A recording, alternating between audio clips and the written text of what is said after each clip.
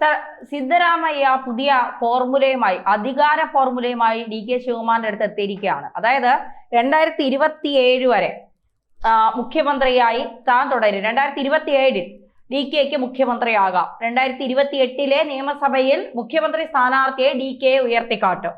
കാരണം തനിക്ക് റെക്കോർഡ് നേടണം. എന്ത് റെക്കോർഡാണ്? 8 വർഷം മുഖ്യമന്ത്രി കസേരയിൽ ഇരുന്നു എന്ന റെക്കോർഡ്. മരിക്കുമ്പോൾ ആ റെക്കോർഡും കൂടി കൊണ്ടുപോകുമല്ലോ.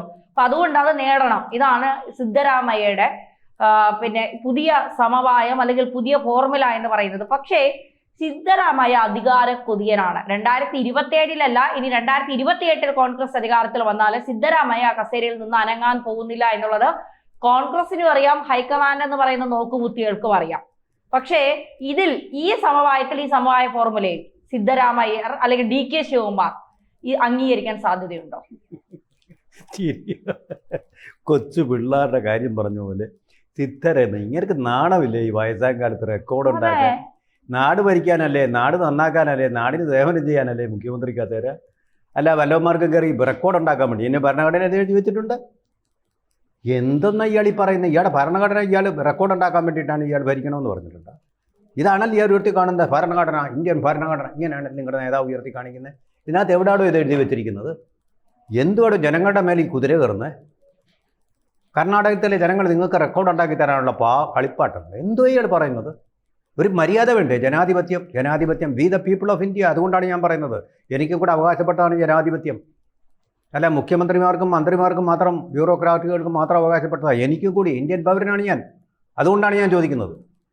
വി ദ പീപ്പിൾ, അവർക്ക് വേണ്ടിയിട്ട്. അവർക്ക് വേണ്ടി വേറെ ആരുമില്ല പറയാൻ. അതുകൊണ്ട് നിങ്ങളെന്തേ കാണിക്കുന്നത്? റെക്കോർഡ് ഉണ്ടാക്കാൻ വേണ്ടിയിട്ടു. ഇത് ശുദ്ധ തട്ടിപ്പാ തന്നെ, എനിക്കറിയാം.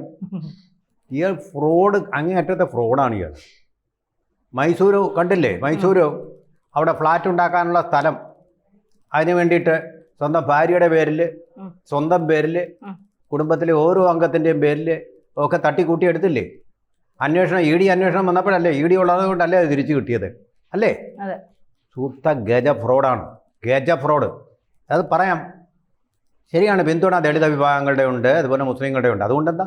Fraud is fraud, fraud is a fraud. അത് തന്നെ ഫ്രോഡല്ലേ കാണിച്ചത്? തെളിഞ്ഞില്ലേ അത്? ഇയാൾ തലകുത്തി എന്നിട്ട് മുഖ്യമന്ത്രിയുടെ അധികാരം മുഴുവൻ ഉപയോഗിച്ചിട്ടും ആ കള്ളം കണ്ടുപിടിച്ചില്ലേ? തിരിച്ചു കൊടുക്കേണ്ടി വന്നില്ലേ? ഒന്നത്. രണ്ടാമതായിട്ട് ഈ മനുഷ്യൻ അറിയാം, വ്യക്തമായിട്ട് അറിയാം, 2.5 വർഷം കഴിയുമ്പോൾ DK ശിവകുമാർ കൊടുക്കണമെന്ന് പറഞ്ഞുകൊണ്ട് തന്നെ അധികാരം. ഞാനത് ഓർക്കുന്നുണ്ട്. ഞാൻ ഉന്നതങ്ങളിൽ വിവരിക്കുന്ന ആളല്ല. അന്ന് വാർത്തകൾ വന്നിരുന്നു, ഇദ്ദേഹം നിഷേധിച്ചുമില്ല. അത് പറഞ്ഞത് തന്നെയാണ്. 2.5 വർഷം കഴിയുമ്പോൾ DK ശിവകുമാർ എന്നുള്ള ഫോർമുല അംഗീകരിച്ചാണ് മുഖ്യമന്ത്രി പദത്തിൽ അദ്ദേഹം കയറി ഇരുന്നിട്ട് വിട്ടുകൊടുക്കുകയില്ല. കേരള കോൺഗ്രസിൻ്റെ ജില്ലാ പഞ്ചായത്ത് പ്രസിഡന്റ് ഇങ്ങനൊരു ധാരണ ഉണ്ടായപ്പോൾ കോട്ടയം ജില്ലാ പഞ്ചായത്ത് വിട്ടുകൊടുത്തില്ല എന്ന് പറയുന്നത് പോലെ തന്നെ ഒരു കള്ളത്തരമാണ് കാണിച്ചത്. കള്ളത്തരം മീൻസ് കള്ളത്തരം. അതെന്തായാലും ആര് കാണിച്ചാലും ആ കള്ളത്തരം തന്നെയാണ് ഇയാൾ കാണിച്ചത്. 2.5 വർഷം കഴിഞ്ഞപ്പോൾ ഞാൻ പുറകിലൊരു കൈ കെട്ടി, ഇപ്പം മനസ്സില്ല എന്നും പറഞ്ഞു. അപ്പോൾ അതിൻ്റെ അടിസ്ഥാനത്തിൽ ഇന്ന് രാവിലെ ബ്രേക്ക്ഫാസ്റ്റ് മീറ്റിംഗ് നടന്നു. ശിവകുമാറും അതുപോലെ തന്നെ സിദ്ധരാമയ്യയും. അതിലാണ് പറഞ്ഞ ഒരു കാര്യം ചെയ്യുക മോൻ, ഇത്തിരി കൂടെ വെയിറ്റ് ചെയ്യും. ഇതിപ്പോൾ 2027 അല്ലേ? 2025 എന്ന് പറയുമ്പോൾ കാലാവധി തീർന്നു. പകുതി 2.5 വർഷമാക്കി 6 മാസം വേണമെങ്കിൽ നിനക്ക് തരാം.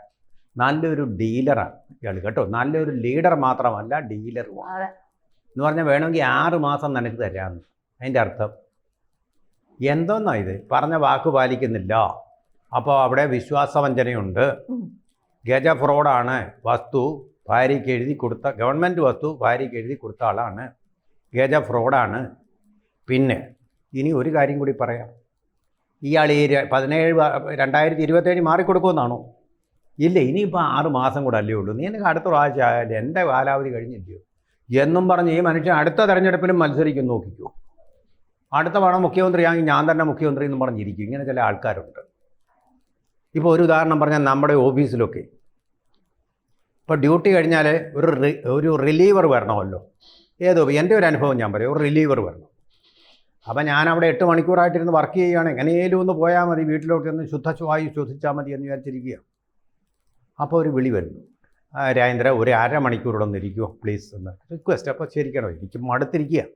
1/2 മണിക്കൂർ അരമണിക്കൂർ കഴിഞ്ഞപ്പോൾ ഞാൻ അനക്കമില്ല. ഞാൻ ചോദിച്ചു എന്ത് അരമണിക്കൂർ കഴിഞ്ഞ അല്ല ഒരു കാര്യം ചെയ്യും, ഒരു അരമണിക്കൂർ ഇങ്ങനെ അരേന്നും പറഞ്ഞ് മണിക്കൂർ എട്ടങ്ങ് പോയി. അയാളന്ന് ഡ്യൂട്ടിക്ക് വന്നില്ല. ഇങ്ങനെ ചില ഗജ ഫ്രോഡുകളുണ്ട്. അങ്ങനെ നമുക്കൊന്നും തോന്നില്ല. നമുക്കൊരു മിനിറ്റ് വൈകിയ മറ്റവൻ അത് ബുദ്ധിമുട്ടാവുമല്ലോ എന്ന് വിചാരിച്ച് ഓടിപ്പാഞ്ഞു വരും. അതാണ് സാമാന്യ ജനങ്ങളായിട്ടുള്ള ആളുകൾ, മര്യാദയുള്ളവർ ചെയ്യുന്നത്. ഇതിങ്ങനെയുള്ള മര്യാദ ഇല്ലാത്ത ചില ആൾക്കാരുണ്ട്.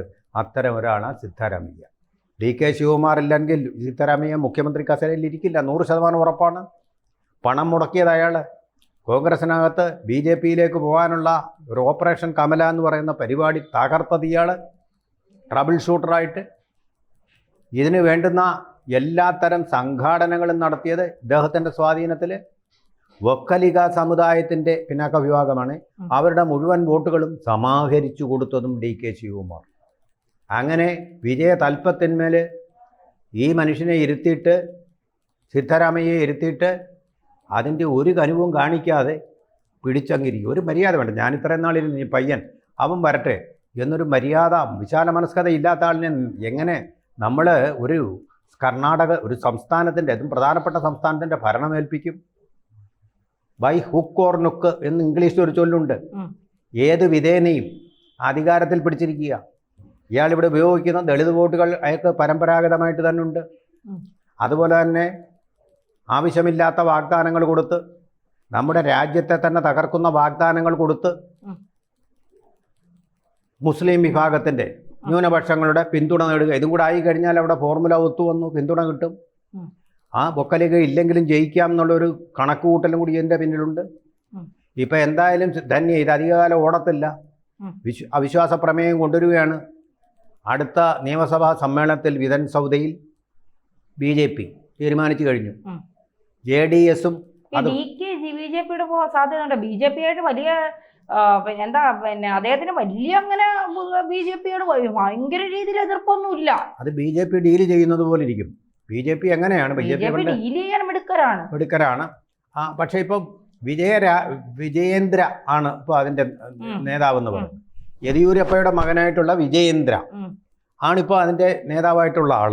അപ്പോൾ അദ്ദേഹത്തിന് എത്രമാത്രം ഇങ്ങനൊരു കാര്യത്തിൽ പ്രാവീണ്യമുണ്ടോ അതനുസരിച്ചിരിക്കും. അത് ഈസി ആയിട്ട് കൊണ്ടുവരാൻ പറ്റുന്നേ ഉള്ളൂ DK ശിവകുമാറിനെ. അല്ല, ഫണ്ട് വെച്ച് ഇങ്ങനെ വീഴ്ത്താൻ പറ്റില്ല. കാരണം അതീവ വേണ്ട, ഡീല് മതി.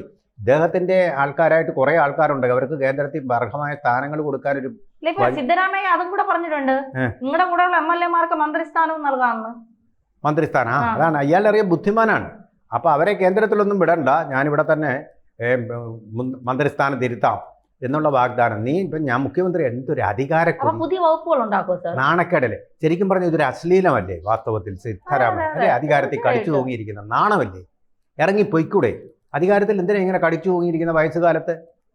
എൻ്റെ അവസാനത്തെ ചാൻസാ പോലും. അവസാനത്തെ ചാൻസിന് മുമ്പേ നല്ല പേര് പറയിപ്പിച്ച് അച്യുതമേനോൻ ഇറങ്ങിപ്പോയ പോലെ പോകണം, മാന്യമായിട്ട് ഇറങ്ങിപ്പോകണം. അതാണ് അച്യുതമേനോനാണ് തിളങ്ങുന്ന ഉദാഹരണം.